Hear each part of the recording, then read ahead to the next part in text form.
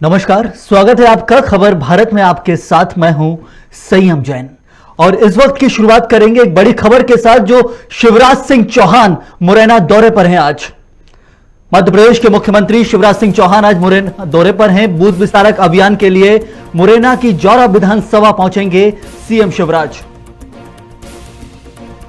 BJP के booth विस्तारक अभियान में लगातार बीजेपी नेताओं के दौरे चल रहे हैं, चाहे वो बीजेपी के प्रदेश अध्यक्ष हो या फिर कोई भी बड़े नेता।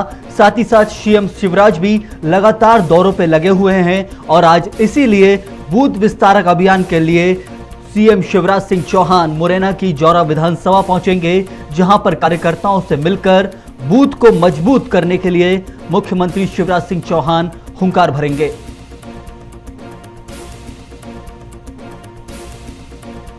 दोपहर 2 बजे सीएम शिवराज को मुरैना पहुंचना है। बूथ विस्तारक अभियान के लिए यह पूरा का पूरा दौरा है। 2023 की तैयारियां लगातार बीजेपी और कांग्रेस कर रही हैं और उसी में सीएम शिवराज सिंह चौहान अपनी पार्टी को मजबूत करने के लिए हर बूथ पर बूथ विस्तारक अभियान में बढ़ चढ़कर हिस्सा ले रहे हैं और आगे आकर पार्टी को अपना पक्ष रख रहे हैं। और कार्यकर्ताओं से आज इसी क्रम में उनका जौरा विधानसभा में मिलन होगा, जहां पर वो सीएम शिवराज सिंह चौहान कार्यकर्ताओं से मिलकर बूथ को मजबूत करेंगे।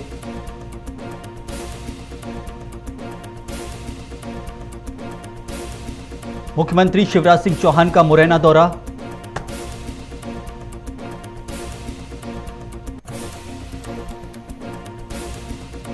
बीजेपी के नेताओं का लगातार दौरे चल रहे हैं, चाहे वो आप इसी क्रम में वीडी शर्मा को ले लीजिए, वो लगातार हर जिले के हर तहसील के अंदर हर विधानसभा क्षेत्र में दौरों पे हैं, चाहे वो होशंगाबाद था, बैतूल था और अब इसी क्रम में सीएम शिवराज सिंह चौहान लगातार बूथ को मजबूत करने के लिए प्रदेश के अंदर दौरे कर रहे हैं और उसी क्रम में आज उत्तरी मध्य प्रदेश के सबसे मुरैना जिले के अंदर जौरा विधानसभा में पहुंचेंगे सीएम शिवराज सिंह चौहान।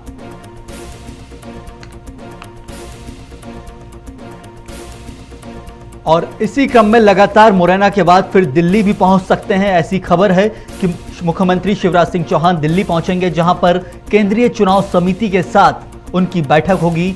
उस बैठक में वो हिस्सा भी लेंगे और मुरैना के बाद ये दिल्ली दौरा शिवराज सिंह चौहान का आज हो सकता है।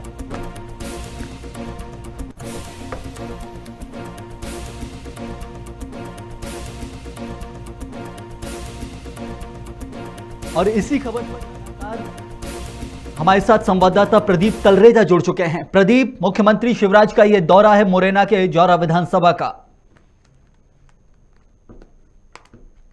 है वो मुरैना दौरे पे रहेंगे, क्योंकि यह दौरा किसी अन्य चीज का नहीं है।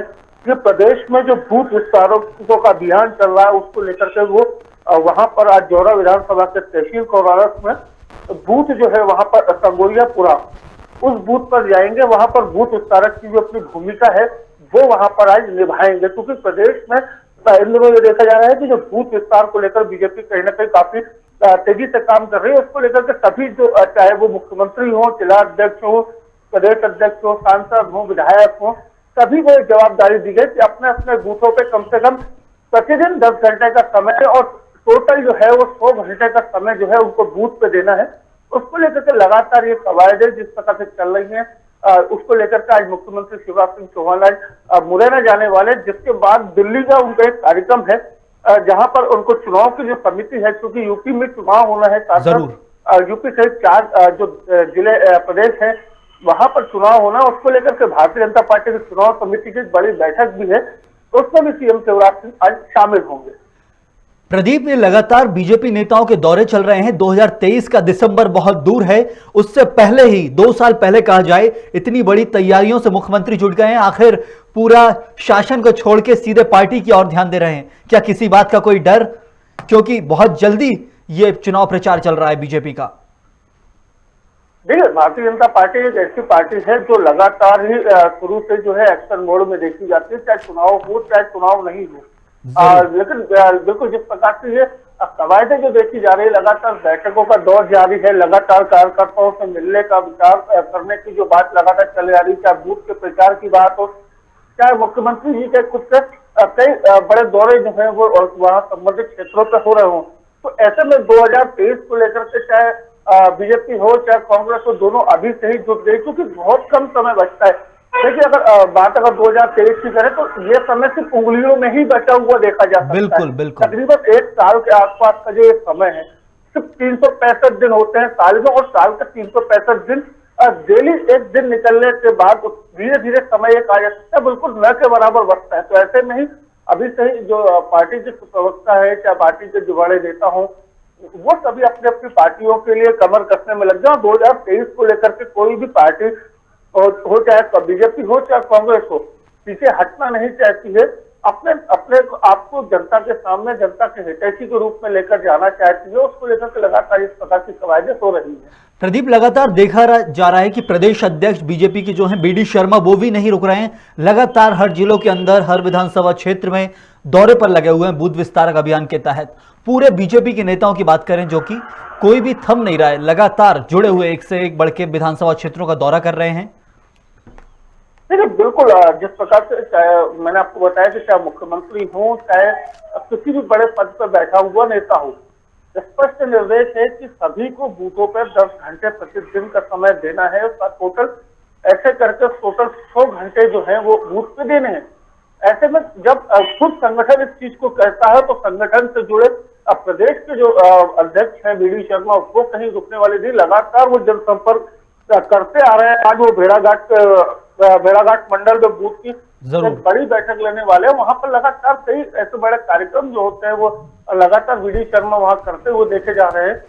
कैसे जो बूथ में लोग काम करते हैं उनको किस प्रकार से मजबूती दी जाए, बूथ में किस तरीके से नया जोश कैसे भरा जाए, उसको लेकर के लगातार जो है खुद मुख्यमंत्री शिवराज सिंह चौहान एक तरफ लगे हुए हैं, वहीं दूसरी ओर प्रदेश अध्यक्ष जो है बीडी शर्मा वो भी लगे हुए हैं। और 2023 के लिए किसी भी प्रकार की कमी न पड़ जाए या 10% वोट प्रतिशत बढ़ाने की जो कवायद जो प्रदेश प्रभारी पी मुरली राव दे चुके हैं, उसको कैसे लिया जाए और कैसे उस चीज को जो उनका वोट परसेंट है उसको कैसे 10% बढ़ाया जाए, उसको लेकर के या पूरे कवायदें की जा रही है। और लगातार जो छोटे से छोटा कार्यकर्ता हो चाहे बड़े से बड़ा जो अपना मंत्री हो, उसको लेकर के वो कोई कमी नहीं करना चाहते, इसलिए लगातार बूथों पे अपना फोकस जो है वो बनाए हुए हैं।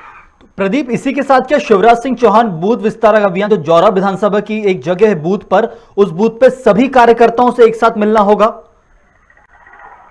देखिए, लगातार जिस प्रकार से बूथ का विस्तार करना है, उस क्षेत्र में आने वाला जो क्षेत्र है, उस क्षेत्र में जो बूथ के अंदर जो कार्यकर्ता काम करते हैं उनको कैसे मोटिवेट किया जाता है, कैसे उन लोगों तक इसको जोड़ा जाए, ये भी देखना होगा। इसमें जो कार्यकर्ताओं की जो भूमिका रहती है, जो बूथ पे जो कार्यकर्ता काम करते हैं, साथ साथ जो डिजिटल जो ऐप की जो भी शुरुआत जो भी कुछ ही दिन पूर्व ही बीजेपी ने की है, उसको लेकर भी किस तरह से काम उनके द्वारा किए जा रहे हैं, उसको लेकर के पूरी समीक्षाएं लेंगे। किन जो कार्यकर्ता है उन कार्यकर्ताओं को क्या दिक्कत आ रही है, किन परेशानियों का सामना करना पड़ रहा है, वो उसमें देखेंगे। कौन से ऐसे बूथ होते हैं कि जहां बूथ की कैटेगरी वाइज उन्होंने डिवाइड किया है कि ए कैटेगरी, बी कैटेगरी, ऐसे कैटेगरियों में बूथों को डिवाइड भी किया है। कौन से बूथ ऐसे हैं कि जहां पर जो बीजेपी के वोटर्स ज्यादा होते हैं, या ऐसे कहां से वोट हैं जहां से बीजेपी को वोट कम मिलते, तो ऐसे सभी बूथों पर लगातार फोकस बनाए हुए है भारतीय जनता पार्टी। इसी बूथ विस्तार को लेकर के इसको और कैसे मजबूत किया जाए, उसको लेकर के लगातार जो प्रयास है वो भारतीय जनता पार्टी के कार्यकर्ता कर रहे हैं। वही जो काम है वो मुख्यमंत्री शिवराज सिंह चौहान वहां जाकर कर रहे हैं। शुक्रिया आपका प्रदीप। हमारे संवाददाता प्रदीप तलरेजा बता रहे थे कि सीएम शिवराज का मुरैना दौरा आज है, जहां पर जौरा विधानसभा में बूथ विस्तारक अभियान के तहत सीधे तौर पर कार्यकर्ताओं से मिलके अपने बूथ को मजबूत करने के लिए सीएम शिवराज हुंकार भरेंगे और उसके बाद फिर दिल्ली का प्रवास भी हो सकता है, जहां केंद्रीय चुनाव समिति के साथ बैठक भी संभव है। बढ़ेंगे अगली खबर की तरफ। कोई थम नहीं रहा है महात्मा गांधी के ऊपर वार करने से, और अब इसी लाइन में लगे हुए हैं गणेशानंद महाराज। कालीचरण संत के बाद गणेशानंद महाराज ने गांधी जी के ऊपर विवादित बोल दिए हैं। अपने विवादित बयानों के तहत उन्होंने कहा है कि गांधी जी हिंसा के पुजारी हैं और वो भारत के नहीं पाकिस्तान के राष्ट्रपिता हैं। गणेशानंद महाराज के ये विवादित बोल आज फिर महात्मा गांधी के ऊपर सीधे तौर पर वार किया है। अपने अपशब्दों का इतना प्रयोग किया है गणेशानंद महाराज ने कि हम आपको सुना भी नहीं सकते वो वीडियो को पूरी तरह से कि आखिर गांधी की क्या बात कुछ देश मानेगा, गणेशानंद देश के लोग मानेंगे। और गांधी ने उस समय गद्दारी का काम किया। मैं तो कहना चाहता हूं कि आज हमें पढ़ाया जाता है कि गांधी महात्मा था। मैं गणेशानंद महाराज के विवादित बॉल हैं, जहां भारत का नहीं पाकिस्तान के राष्ट्रपिता बताया है महात्मा गांधी को। मध्य प्रदेश गौ संवर्धन बोर्ड के पूर्व अध्यक्ष गणेशानंद महाराज फिर आखिरकार महात्मा गांधी के ऊपर तल्ख टिप्पणी की है। संत कालीचरण ने छत्तीसगढ़ में रहकर गांधी जी के ऊपर विवादित बोल दिए थे और अब उसी क्रम में गणेशानंद महाराज के ये विवादित बोल, जहां गांधी जी के ऊपर इतने अपशब्दों का प्रयोग किए हैं कि हम आपको पूरी तरह सुना नहीं सकते, लेकिन ऐसी तल्ख टिप्पणी राष्ट्रपिता के ऊपर की गई है संत गणेशानंद से।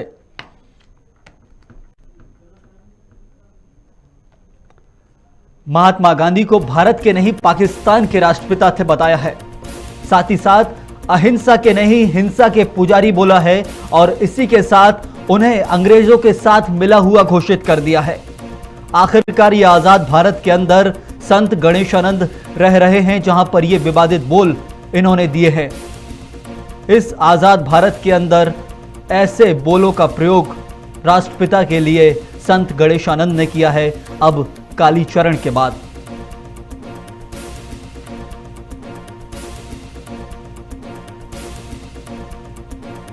राष्ट्रपिता के ऊपर ऐसी टिप्पणी करना आखिरकार स्वतंत्र भारत में ही मुमकिन है, जहां पर आपको बोलने की आजादी है, और उसी का भरपूर प्रयोग किया है संत गणेशानंद ने।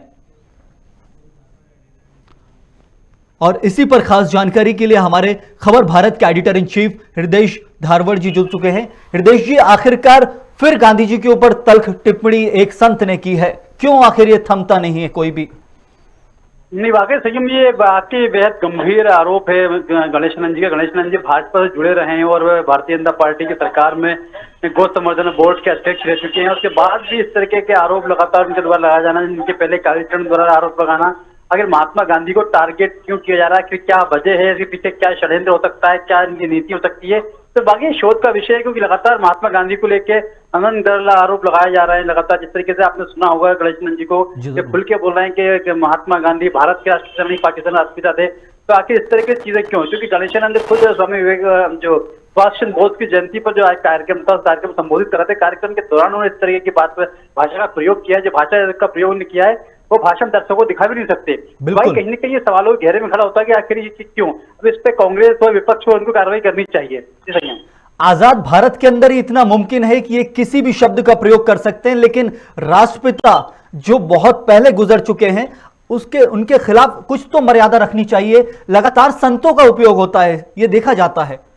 मैंने बिल्कुल की मर्यादा रखनी चाहिए, लेकिन जिस तरीके से लगातार एक के बाद एक जो संतों के द्वारा लगातार उनके ऊपर आरोप लगाए जा रहे हैं और उनके ऊपर अनर्गल टिप्पणी की जा रही है, तो टिप्पणी बेहद गंभीर है। क्योंकि महात्मा गांधी को महात्मा की उपाधि दी गई थी रविन्द्रनाथ टैगोर द्वारा, जब से उनके तमाम तरीके से उनको पूजनीय माना जाता है, भारत के राष्ट्रपिता का दर्जा उनको मिला हुआ है। इसके बाद भी लेकिन उनके ऊपर जिस तरीके से ये टिप्पणी की जा रही है, टिप्पणी कहीं ना कहीं ठीक नहीं है। क्योंकि ये जो संतों के द्वारा किया जाता है सुनियोजित तरीके से, इसके पीछे क्या षड्यंत्र हो सकता है, क्या उनकी नीति है, आखिर ये क्यों हो रहा है, ये बाकी पूरे का पूरा शोध का विषय है। जी सही है हृदय जी, संत महात्मा आत्मा के कल्याण की बात करते हैं, लोगों के कल्याण की, लेकिन यहाँ तो ये इन शब्दों के प्रयोग से आप भी जानते हैं, हम भी जानते हैं कि ये प्रदेश के अंदर देश के अंदर दंगे भड़कना, लोगों का एक दूसरे से लड़ना, ऐसे शब्दों के प्रयोग से तो उत्तेजना बढ़ती है लोगों में। फिर ये ऐसा संत महात्मा के द्वारा कहना आखिरकार हृदय जी? नहीं, ये वाकई संत भी राजनीतिक हो चुके हैं। जो जिस तरह के बयान सामने आते हैं, ये बयान पूरे राजनीतिक दलों से प्रेरित होकर आते हैं। भाई महात्मा गांधी सबकी आस्था है, सबको विश्वास उनके ऊपर है। भाई ठीक है, स्वतंत्रता की आजादी सबको मिली हुई है, आप अपना विचार व्यक्त कर सकते हैं। इसका मतलब ये नहीं कि आप लोगों की आस्था के साथ खिलवाड़ करें। कोई महात्मा गांधी का देश की आजादी में बहुत बड़ा योगदान रहा है, अहिंसा के पुजारी उनको कहा जाता है, उनको इतिहास में अलग तरीके से महिमामंडित किया जाता है। लेकिन इतिहास को तोड़ मरोड़ के फिर से पेश करने की कोशिश लगातार की जा रही है। यही वजह है कि संतों के द्वारा इस तरीके से लगातार अभद्र टिप्पणी उनके ऊपर की जा रही है। हृदय जी, साथ ही साथ ये भी कहा है कि संत गणेशानंद ने कि वो हिंसा के पुजारी थे और उन्होंने अंग्रेजों के साथ मिलकर पाकिस्तान का निर्माण करवाया और उन्हें पूरी तरह से भारत के खिलाफ बता दिया है।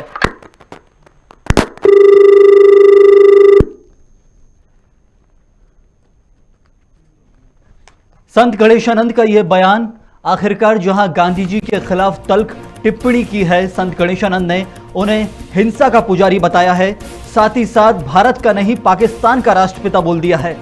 संत गणेशानंद कालीचरण के बाद लगातार संतों के क्रम में कहा जाए कि एक नया बयान है जो आत्मा के कल्याण की बात करना चाहिए जिन संतों को, वो आखिरकार ये कैसे भूल जाते हैं कि इन बयानों से किसी की भावनाओं को ठेस पहुंच सकती है।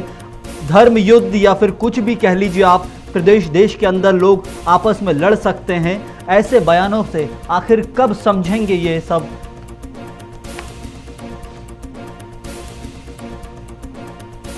आखिर ये पूरा का पूरा मामला जहां गांधी जी के ऊपर विवादित बोल, और इसी क्रम में अब हमारे साथ बीजेपी के नेता शंकरलाल तिवारी जुड़ चुके हैं। शंकरलाल जी, संत गणेशानंद का यह बयान है जहां पर उन्होंने गांधी जी के खिलाफ तल्ख टिप्पणी की है और उन्हें भारत का नहीं पाकिस्तान का राष्ट्रपति बता दिया है। ये गणेशानंद है कौन? इसका क्या वजूद है? अब वजूद और इस तरह के कुछ पागल या कुछ मन मस्तिष्क से गायब लोग जो सिर्फ सुर्खियों में, चर्चा में, उनको भगवान की तरफ तो ध्यान देना नहीं है गणेशानंद जी को, बिल्कुल न वो साधु के रूप में आध्यात्मिक रूप से कुछ करना चाहते।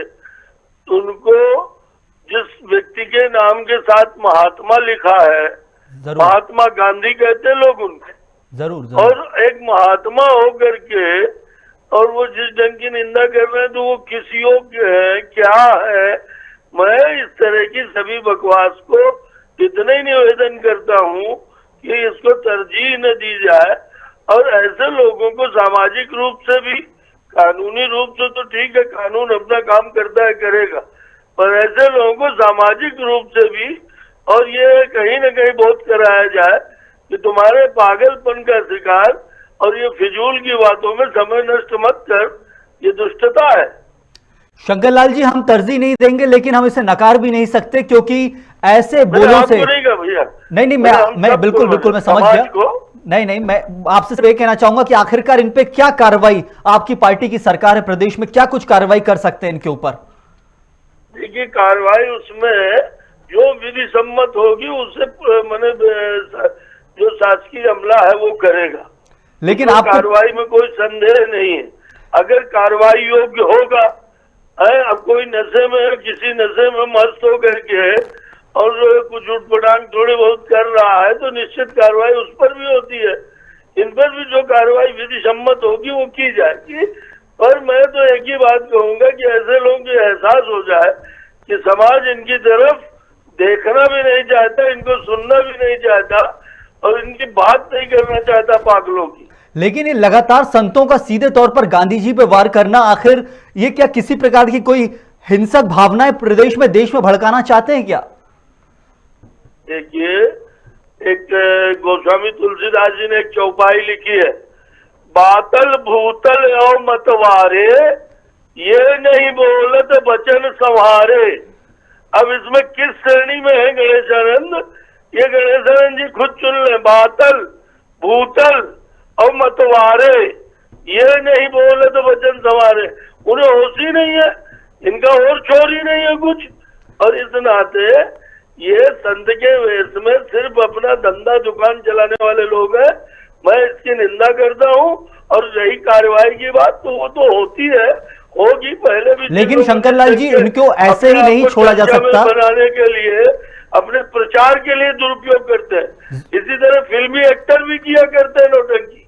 लेकिन शंकरलाल जी, इन्हें ऐसे ही नहीं छोड़ा जा सकता, इनके ऊपर सख्त कार्रवाई के लिए आपको, जैसे आज प्रदेश सरकार को देख लीजिए, हर चीज पे कानून बना रही है, चाहे बच्चों को कुत्ते, आवारा कुत्ते काट लेते हैं उसके ऊपर शासन को, कमेटी को बैठना पड़ता है। ऐसे संतों जो धार्मिक भावनाएं या भावना भड़का रहे, इनके ऊपर कानूनी कार्रवाई तो कुछ करनी होगी प्रेशर बनाने के। कुत्ते काटने पर पहले से कानून है आईपीसी और सीआरपीसी में, लेकिन ये इसलिए कुत्ते काटने वाली बात नहीं, पर इसमें भी कार्रवाई होनी चाहिए। जरूर, इस पे कार्रवाई होती है।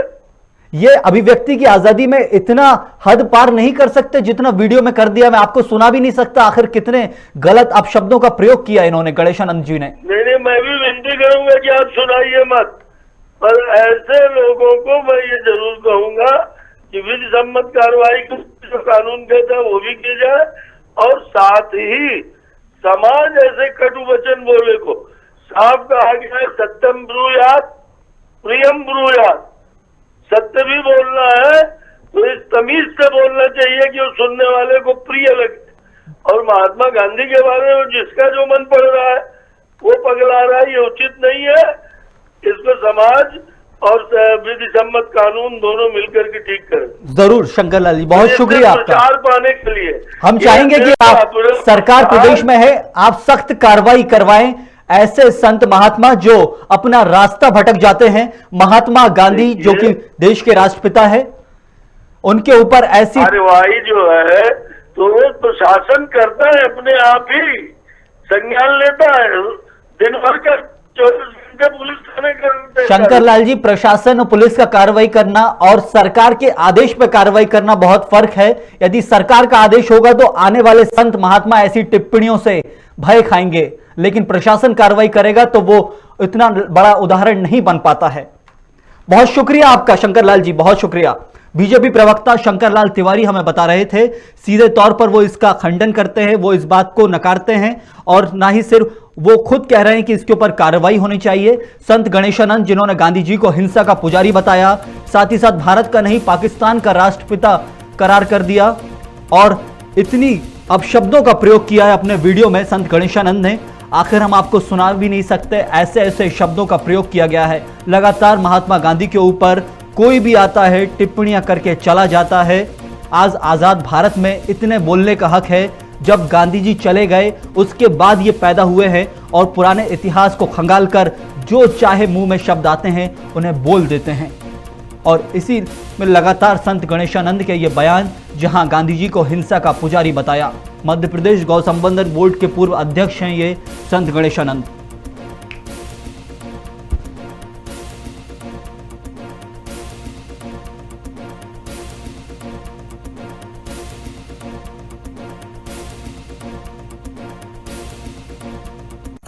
है, साथ ही साथ कांग्रेस को भी कहा है।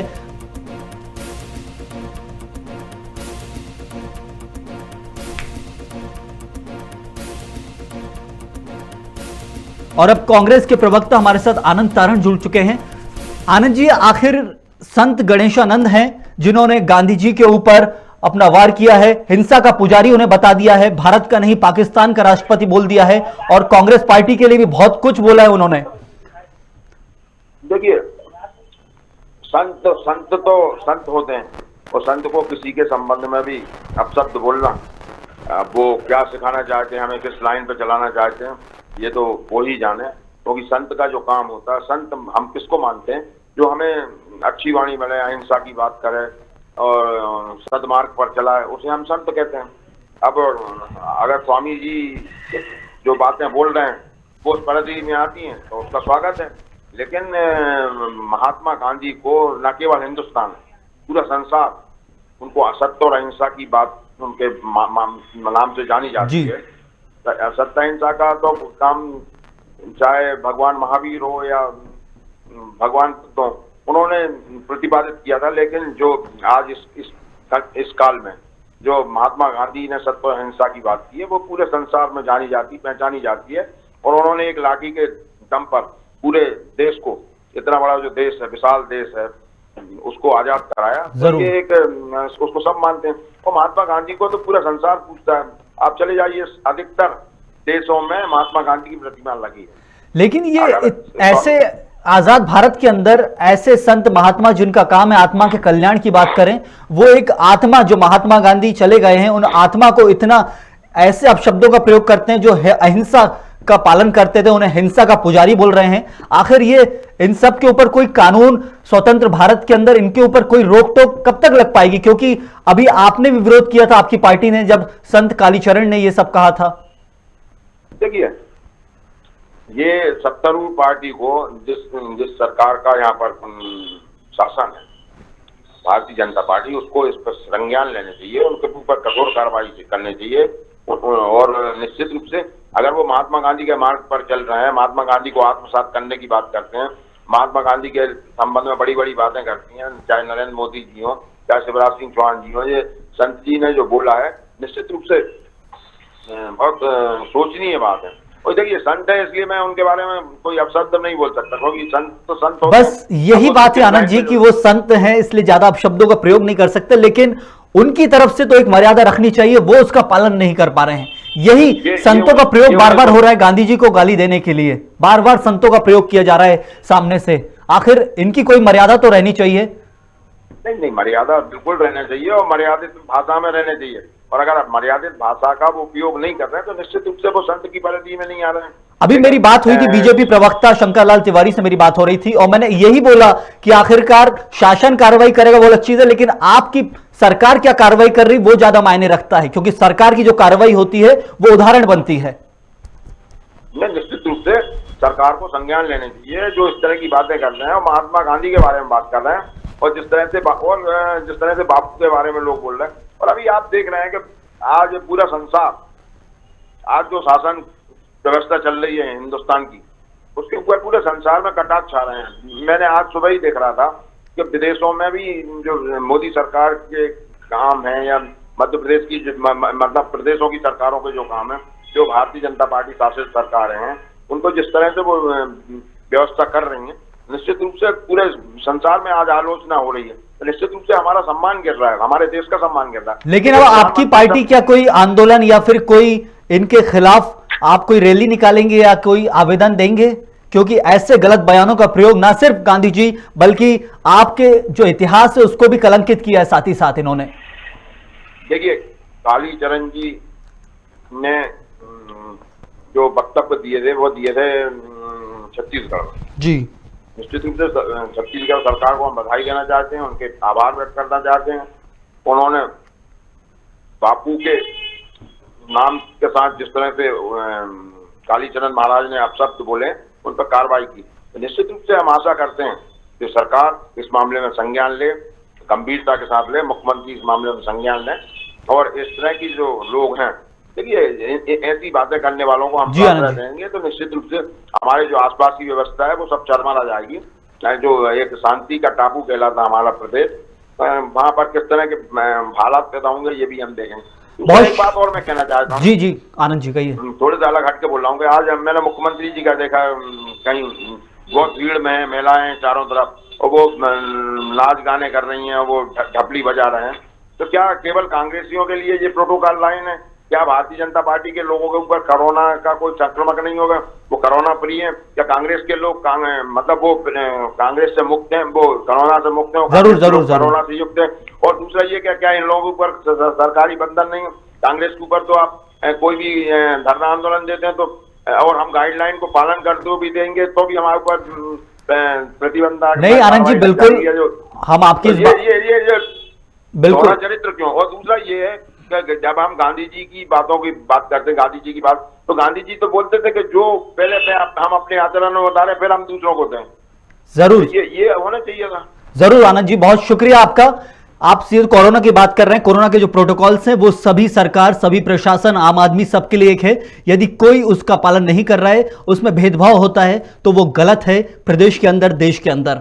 लेकिन बात अभी यहां पर वही संत गणेशानंद की करेंगे जिन्होंने गांधी जी को ऊपर आपत्तिजनक शब्द कहे हैं, उन्हें भारत का नहीं पाकिस्तान का राष्ट्रपिता कहा है, साथ ही साथ उन्हें हिंसा का पुजारी बता दिया है। संत गणेशानंद ऐसे संतों का जिनका काम है कल्याण की बात करें, वो आखिर ऐसे क्यों भूल जाते हैं कि इन बयानों से हिंसक भावनाएं भड़क सकती हैं? वो अहिंसा के पुजारी को हिंसक कह देते हैं।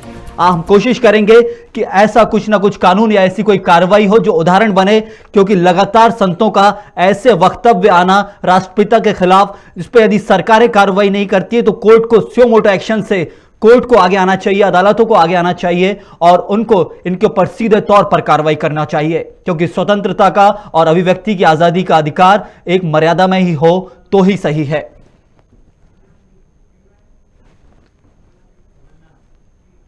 बढ़ेंगे अगली खबर की तरफ। कमलनाथ ने बूथ विस्तारक अभियान तो नहीं, लेकिन कमलनाथ का एक जिला अध्यक्षों के साथ मीटिंग है और उसी दौर में अब वो आज अपने आवास पर जिला अध्यक्षों के साथ बैठक लेके सीधे तौर पर अपने बूथ को अपने जिला में सभी कांग्रेस कार्यकर्ताओं को इकट्ठा करने के लिए एक मजबूती प्रदान करेंगे। और ये 10 दिन के अंदर दूसरी बार है जब कमलनाथ जिला अध्यक्षों के साथ बैठक कर रहे हैं। अपने आवास में जिला अध्यक्षों के साथ मेल मिलाप करेंगे और इसी के साथ वो सदस्यता अभियान में तेजी लाने के लिए पदाधिकारियों से चर्चा करेंगे।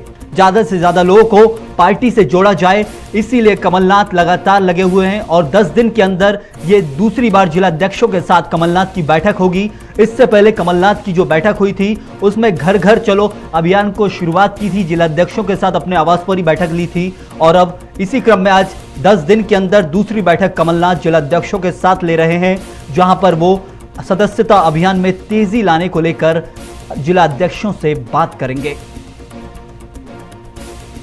और इसी खबर पर विस्तृत जानकारी के लिए हमारे साथ हमारे संवाददाता प्रदीप तलरेजा जुड़ चुके हैं। प्रदीप, कमलनाथ का 10 दिन के अंदर दूसरी बार जिला अध्यक्षों के साथ बैठक है, ये आखिर क्या तेजी लाने को लेकर ये बात की जा रही है पूरी की पूरी?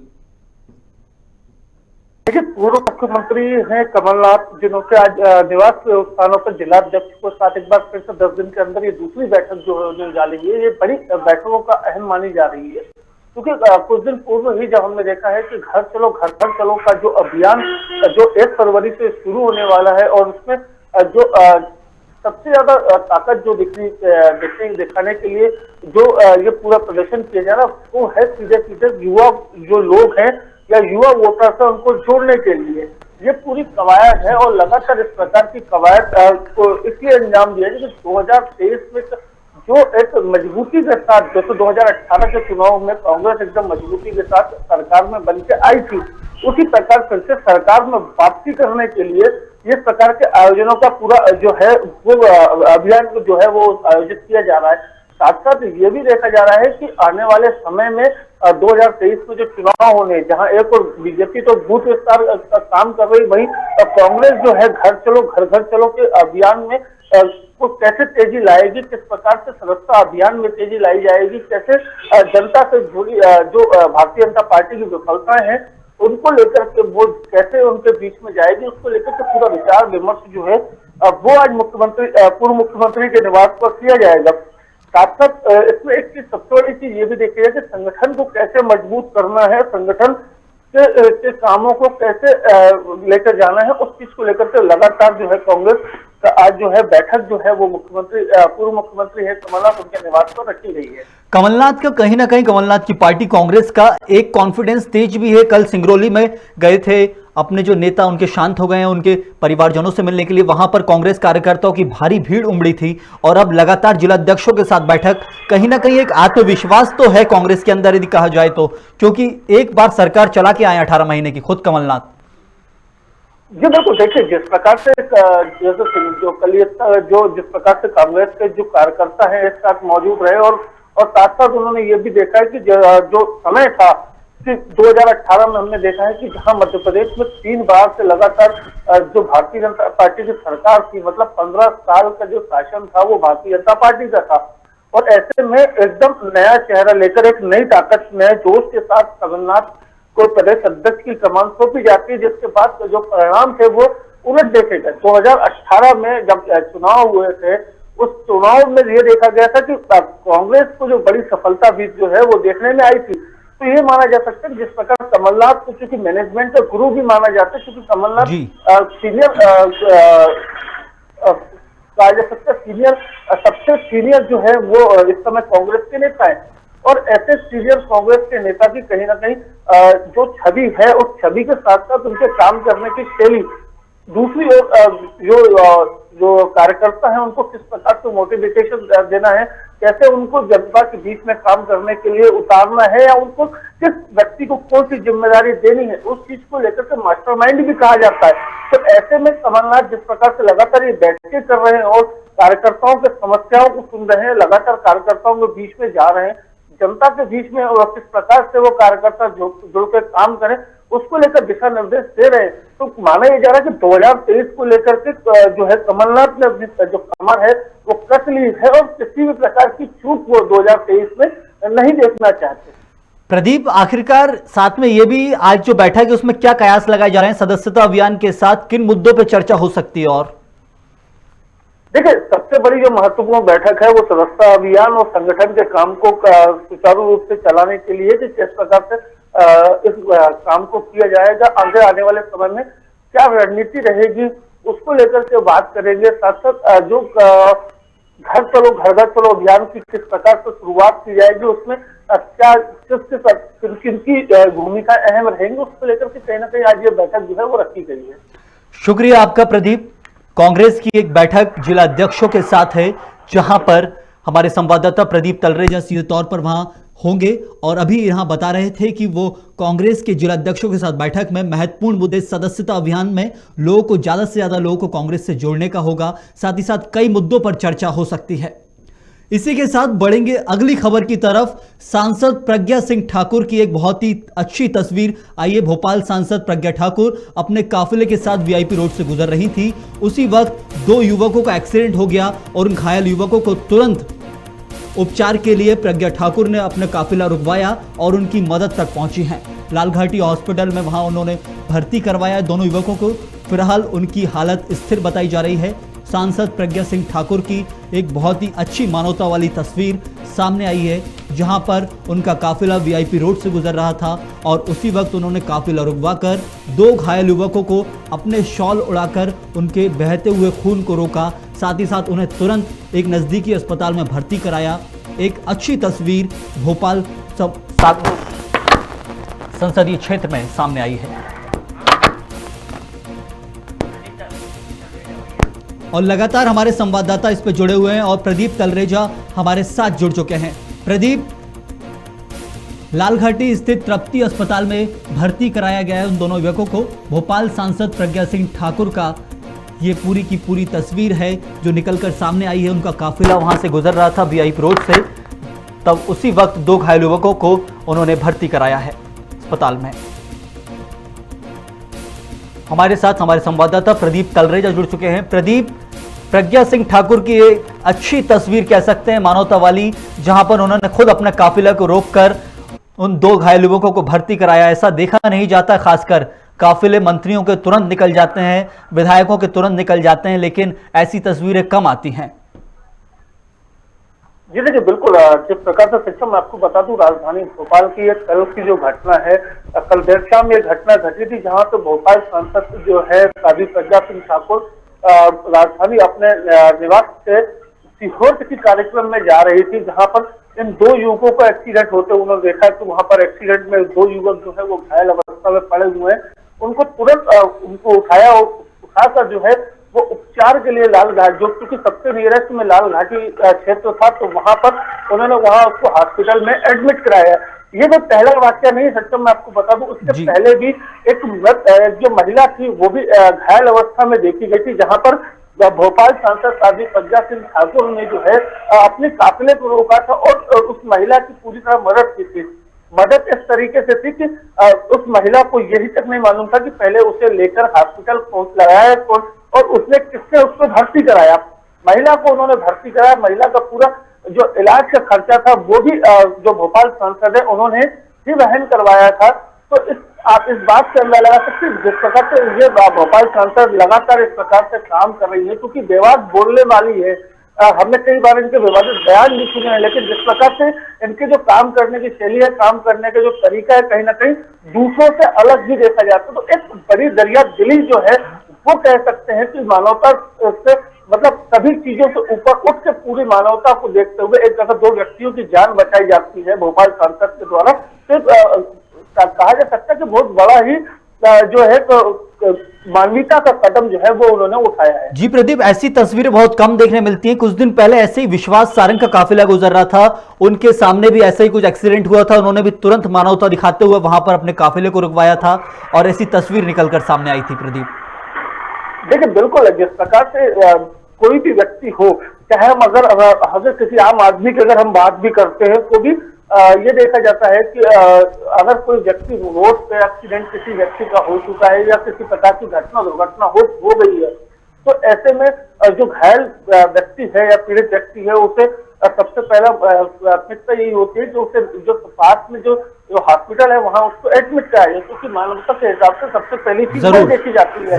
लेकिन अमूमन ये चीजें देखी जाती हैं कि जो नेता हैं वो इन चीजों से बचते हैं। लेकिन जिस प्रकार से इस समय ये देखा जा रहा है, क्योंकि कोविड के दौरान हमने वो चीजें देखी है कि जो मानवता को शर्मसार करने वाली तस्वीरें भी हमने देखी थी, कई चीजें ऐसी भी देखी थी कि लोगों का साथ नहीं दे रहे थे। तो ऐसे में जिस प्रकार से अब जो लोग हैं पूरी स्वेच्छा से पूरी शिद्दत के साथ काम कर रहे हैं और जनता के बीच में जा रहे हैं, क्योंकि जनता ही उन्हें चुनकर वो विधायक या सांसद बनाती है। तो ऐसे में जिस प्रकार के जो काम है कहीं ना कहीं उनके जो काम है उसको कहीं ना कहीं दर्शाती भी है कि इस प्रकार की मानवता जो है वो सिर्फ आम जनमानस में नहीं, वो वरिष्ठ जो विधायक हो चाहे सांसद हो चाहे मंत्री हो उनमें भी ये चीजें जी प्रदीप, जरूर शुक्रिया आपका प्रदीप। हमारे संवाददाता प्रदीप तलरेजा बता रहे थे सांसद प्रज्ञा सिंह ठाकुर का काफिला वीआईपी रोड से गुजर रहा था और वहीं पर 2 युवक घायल अवस्था में थे जिन्हें तुरंत प्रज्ञा सिंह ठाकुर ने पहुंचकर अस्पताल में भर्ती कराया। ऐसी तस्वीरें मानवता वाली बहुत कम आती हैं। आप देखते होंगे मंत्रियों के काफिला बीआरटीएस कॉरिडोर से दंदनाते गुजर जाते हैं। कई बार तो एक काफिला ही लोगों के एक्सीडेंट का कारण बन जाते हैं क्योंकि इनकी स्पीड और रफ्तार इतनी तेज रहती है। लेकिन ऐसी मानवता की तस्वीर सामने आना एक अच्छी और सुखद बात है। इस बुलेटिन में इस खबर में फिलहाल के लिए इतना ही। खबरों का सिलसिला खबर भारत पर लगातार जारी है। आप बने रहिए खबर भारत के साथ।